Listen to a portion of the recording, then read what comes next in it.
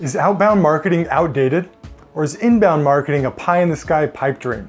Hi, I'm John Durso, president of Crosshatch Creative, and this is Be Bold, Be Smart, all about inbound marketing for consulting firms. Now, since I said this is all about inbound marketing, you might think that I'm going to say that outbound is in fact outdated, but actually the studies show that high-growth consulting firms utilize a combination of inbound and outbound. So today we're going to talk about how you actually do that in practice. Where's the handoff from inbound to outbound?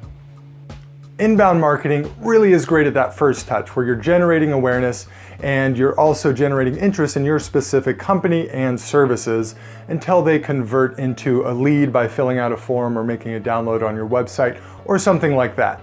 If you're trying to do this one-on-one at scale with a lot of people, that's just going to be way too time intensive. And it's the same thing for ads. If you're paying for ads to get in front of all these people, then that's going to be really expensive also. So that's where we go back to inbound and say that organic reach to lots and lots of people relative to what a one-on-one person can do is really the best way to go here.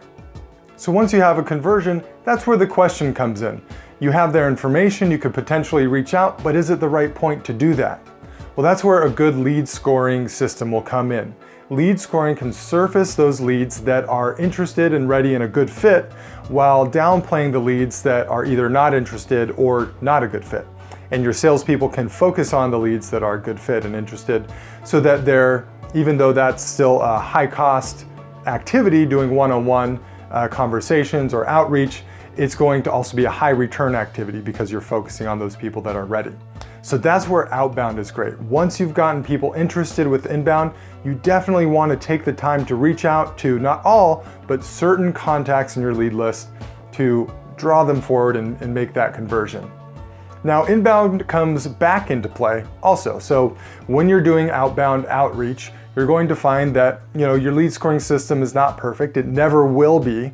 But you will find that some people are just not ready yet. Maybe they're still a good fit. That's where you put them back into inbound and start the process over again. Keep them nurtured, keep sending them valuable content, and then eventually they may surface again for your outbound one-on-one sales outreach. And that's how inbound and outbound really work very well together to focus on activities that are going to generate revenue and downplay those that are really going to be probably a waste of time.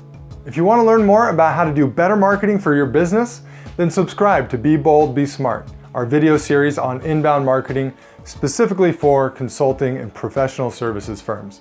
Thank you. I'm John Durso, and I'll see you next time.